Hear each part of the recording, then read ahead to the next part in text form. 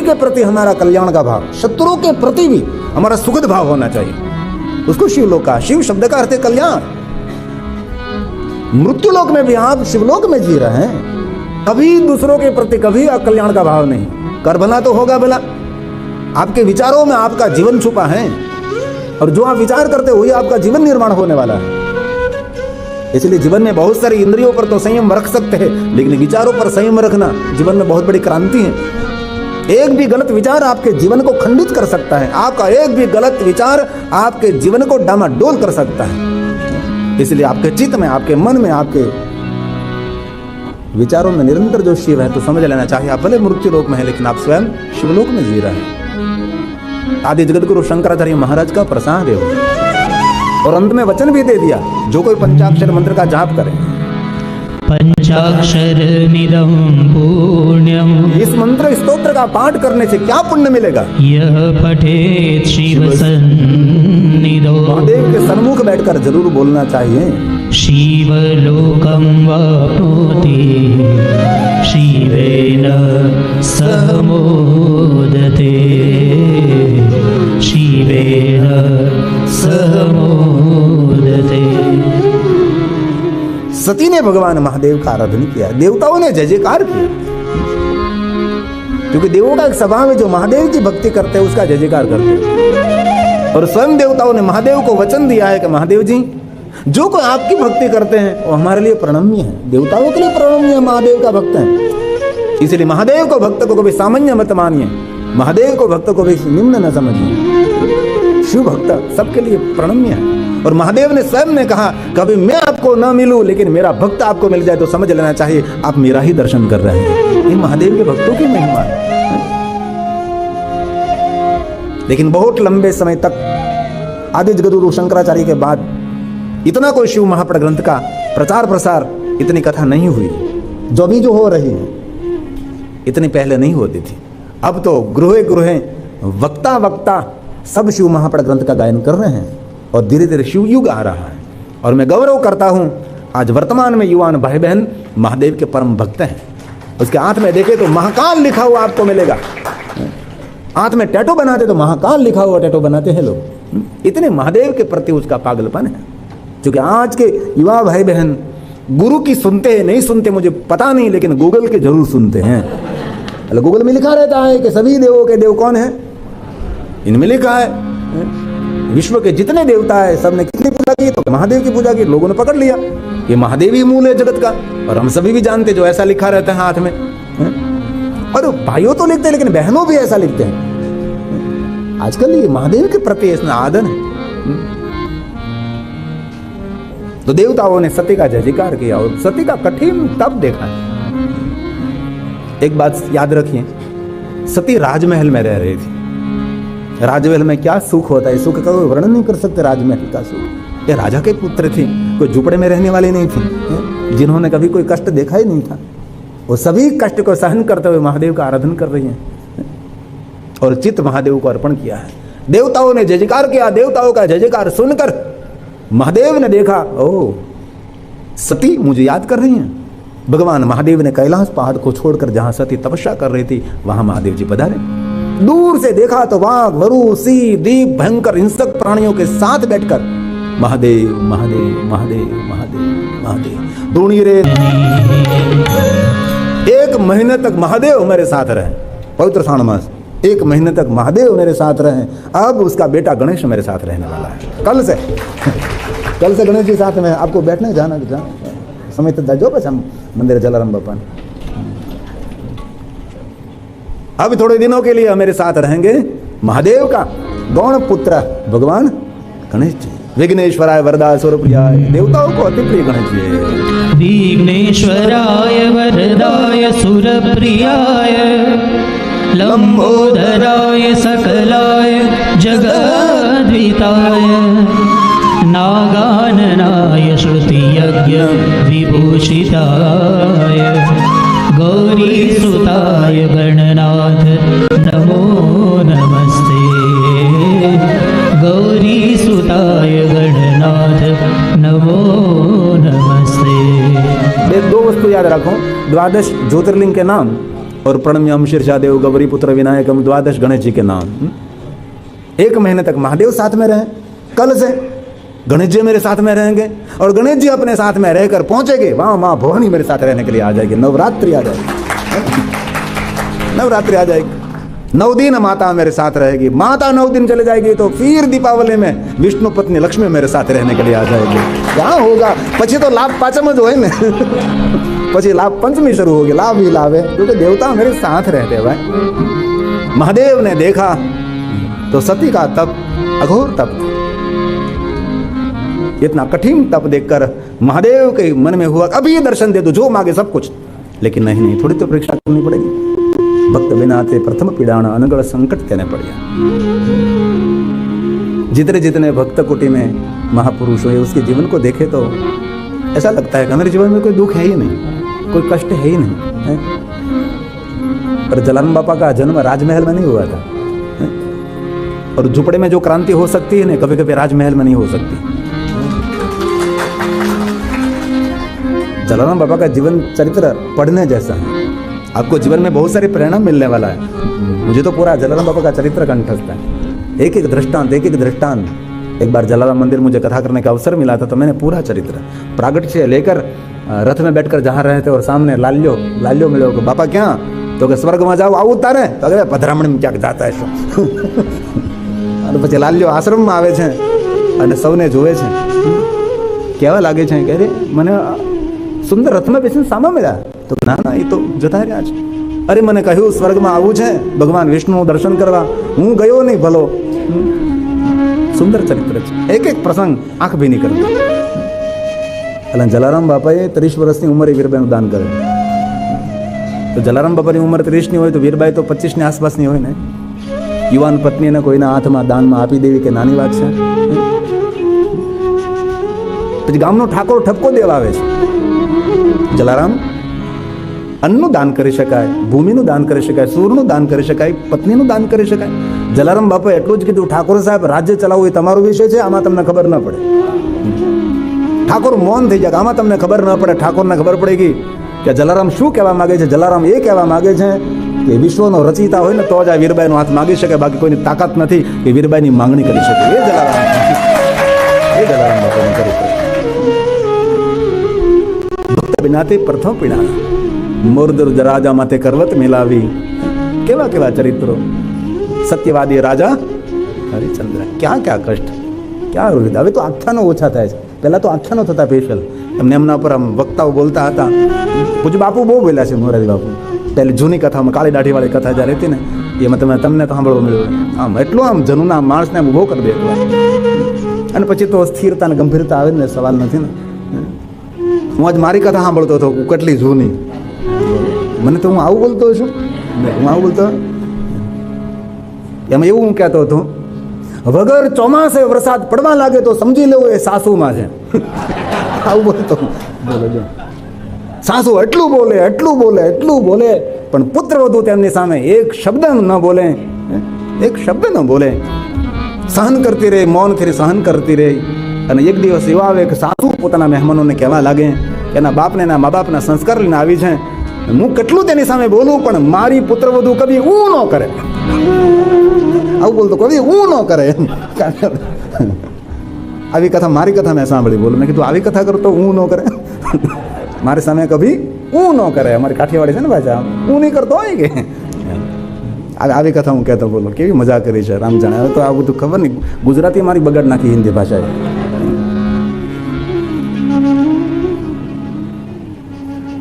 भगवान महादेव ने साधु का वेश लिया, भिक्षाम दे। सती ने देखा, अरे साधु भिक्षा लेवा माटे, धन्य में साधु संगति। मन ही मन सती प्रसन्न हुई और मन में एक सुंदर किरण प्रकट हुआ कि अब मुझे महादेव मिलेंगे। फल देने के लिए जा रही, लो महात्मा जी स्वीकारी। वृद्ध महात्मा ने कहा, आप कौन हैं? दक्ष महाराज की पुत्री, मेरा नाम सती, महादेव का आराधन कर रहे हो, मुझे महादेव को मिलना है। मिलकर क्या करोगी? जन्म कोटि लगी रगर मारी, बंदो शंभु नत रहो कुमारी। मैंने दृढ़ संकल्प किया है कि जीवन पर्यंत कुमारी रह सकूं, लेकिन विवाह करो तो महादेव के साथ ही करूंगी, उसको मुझे मिलना है। और साधु वेश में स्वयं शिव महादेव के बारे में भली बुरी बात बोलने लगे। तब सती ने हाथ जोड़कर कहा कि हे महात्मा जी, अब क्यों महादेव की निंदा कर रहे? न केवलम भवेत पापम, महादेव की जो निंदा करता है वो तो पापी है, लेकिन सुनने वाला तो महापापी है। कब निंदा करेंगे? कोई सुनने वाला मिलेगा तो निंदा करोगे, कोई सुनने वाला ही नहीं होगा तो निंदा कौन करेंगे? इसीलिए निंदा जो कर रहा है वो पापी है, सुनने वाला महापापी। इसलिए हम सबको निर्णय लेना है, किसी के लिए कुछ छिद्र नहीं खोलना है, कभी नहीं। और कोई छिद्र खोल रहा है तो उसको कहे भाई पगे लागू तने एक श्रीफल वधेरू दे दीवा तने करूं पण तू मुंह गोरे, कभी नहीं। सती ने कहा न केवलम भवेत् पापम निंदा कर्तुः शिवस्य हि यो वे शृणोति तन्निंदा पापभक्ष भवेद्। सुनने वाला महापापी, इसलिए आज से पापभक्ष भवेद्। इसलिए दृढ़ संकल्प करना है, हम देव कोई महादेव कोई साधु संत महापुरुष कोई ब्राह्मणों की कभी निंदा नहीं करेंगे। जो सज्जनों की, ब्राह्मणों की, भगवान के भक्तों की, विद्वानों की जो निंदा करते हैं उसको रोग शोक दरिद्रता निर्धनता और बहुत सारी दुखरूप घटना इसके जीवन में प्रवेश कर जाती है। इसलिए कभी नहीं कोई करता है तो भी उससे दूर रहे, कभी नहीं। संग करो तो सत्संगी नो संग करो, निंदा करना मानसों नो संग नहीं। जिनको दूसरे के छिद्र खोलने की आदत है, दूसरों के छिद्र देखने की आदत है, ऐसे जीवात्माओं को साथ कभी नहीं रहना चाहिए। इसलिए कभी नहीं, बस जीवन में संग दोष न हो सके। आज के माता पिता, आपके माता पिता कितने दुखी हैं अपने बच्चों से। अब यूनी में जा रहा है, इसलिए अंदर से फर्क है, यूनी में जा रहा है। यूनी में जा रहा है तो बहुत बड़ी बात है। मैं तो यूनी में नहीं भेजना है तो ठंडे में भेजो। कितना डर है, क्यों डर है? क्योंकि संग दोष होने वाला है। संग तू करो तो तमें ये कर जो मैं गाऊ नहीं तम बोला हम करो मैंने मैंने गाई। सती ने हाथ जोड़कर कहा हे साधु, क्यों महादेव की निंदा कर रहे हैं? और शिव महापुराण ग्रंथ में तो बहुत कट्टरता दिखाई है। महादेव के बारे में कोई भली बुरी बात कर रहा है, आप में सामर्थ्य है तो उसकी जिह्वा काट लीजिए, ऐसा भी कहा है। और सामर्थ्य नहीं है तो वहां से दूर चले जाओ। और महादेव की जो निंदा करते हैं उसका मुख कभी देखना नहीं चाहिए, उसके घर का कभी पानी नहीं पीना चाहिए। ऐसी बहुत सारी बातें शिव महापुराण ग्रंथ में कही हैं। इसलिए हम सबको दृढ़ संकल्प करना है, हम देव और महादेव के साधु संत ब्राह्मणों के, विद्वानों की, सत्कर्मियों के, सज्जनों की, भगवान के भक्तों की कभी निंदा नहीं करें। और सुखी होना है तो शत्रुओं की भी कभी निंदा नहीं करेंगे, दुश्मनों की भी कभी निंदा नहीं करेंगे। निंदा उसको कहते हैं किसी की अनुपस्थिति में उसके छिद्र खोलना।